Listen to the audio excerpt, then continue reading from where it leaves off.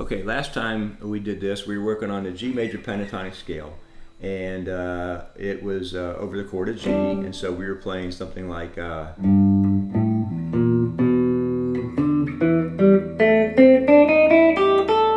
right, so that was our G major pentatonic scale, and we were using that. As long as you played a song that was in the key of G, then you could play that scale over all those chords.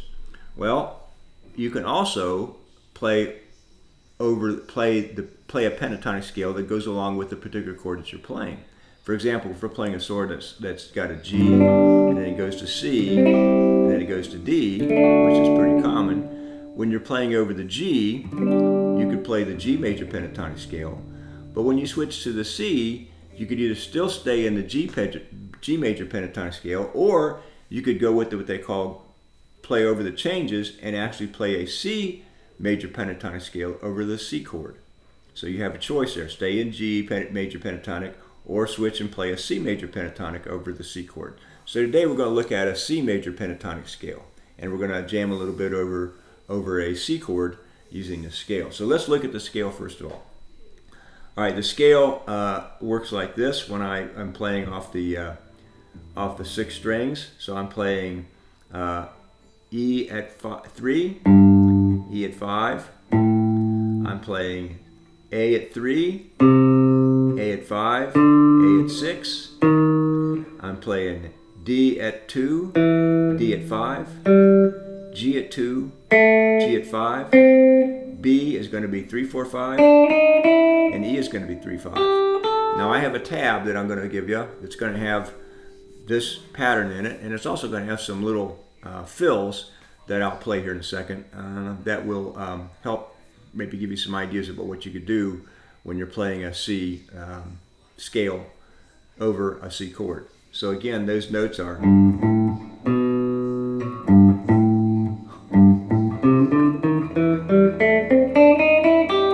more time. Okay, all right. Now how do I remember what pattern I'm using when I'm playing a certain chord? Well, I go by shape. If I'm playing a G chord here and I'm using this shape, then I'm seeing an F shape there. See the F shape there? So it's 5, 4, 3, 3. All right, that has a lot of the G major pentatonic scale right in it. You see those 4 notes are inside that pentatonic scale, and I add a few more and I've got the whole scale. So when I'm playing over the C chord in this position, I'm using an A shape. I take my A chord, I bar at the 3rd fret, and I'm playing 3, 5, 5, 5, and 3. So 3 on the A, 5, 5, 5 on the D, G, B, and then 3 on the E. So I see this chord in this position, and I can find the notes that I need to go along with the C major pentatonic, because all those notes, all the notes in the chord are inside the scale. So I just add a few more notes and I have the scale. So that works out real well. And you can see the chart, I've circled particularly the top 3 strings here, or top 4 strings really, to show you how you can find those notes within that chord shape. So that really helps me remember, okay, this is the pattern I can use when I'm in that position. So that works out real well. So let's show you some things that we can do with that particular pattern. So let me play over the track, and I'll just play some real simple things, and then we'll talk a bit, and then we'll come back and play a little bit more advanced kind of stuff. So here's just some things that we can do over a C track.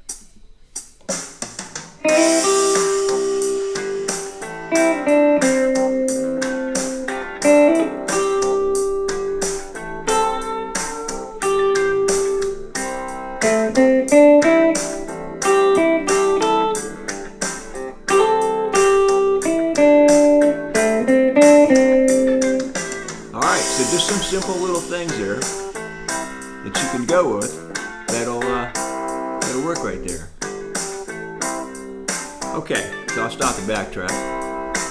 Stop it. There we go. Okay, so first we should know where the C notes are. I should have pointed that out first, but I think we can do that now. So when you're playing with the changes, or you're playing over a chord, particular chord, you should know where the roots are in that chord. And when we're playing a C chord here, whoops, too many strings, 5 strings.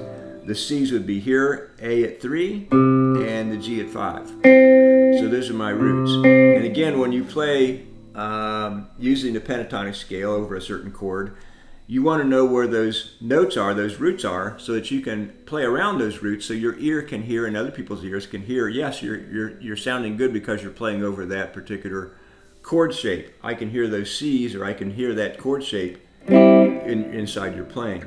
Now, when you're actually playing the C notes, okay, we've talked about different ways you can play notes. You can slide to them, you can bend to them, you can double stop, you can hammer on them, different things like this. You can vibrato them. So there's different ways you can play notes and make them sound really cool.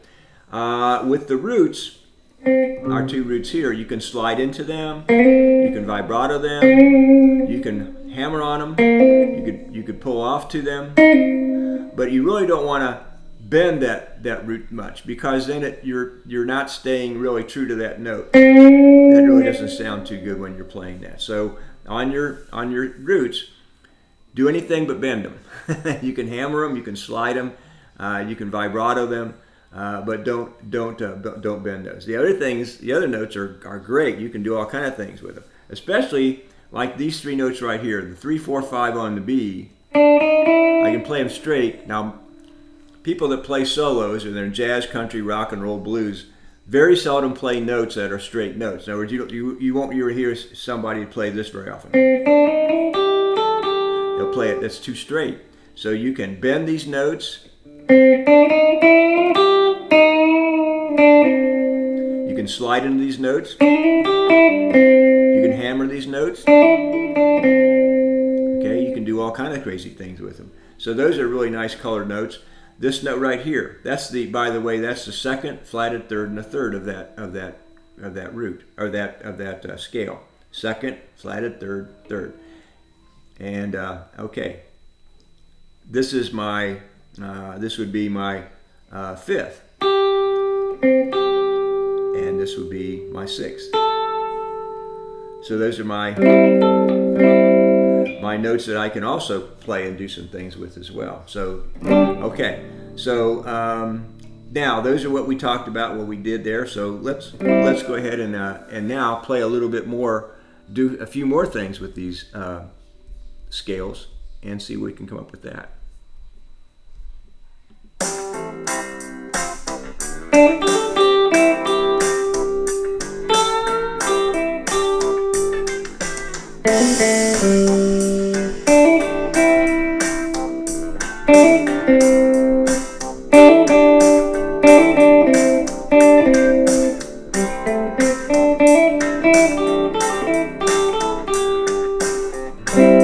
You can also play the chord over the shape anytime you want to.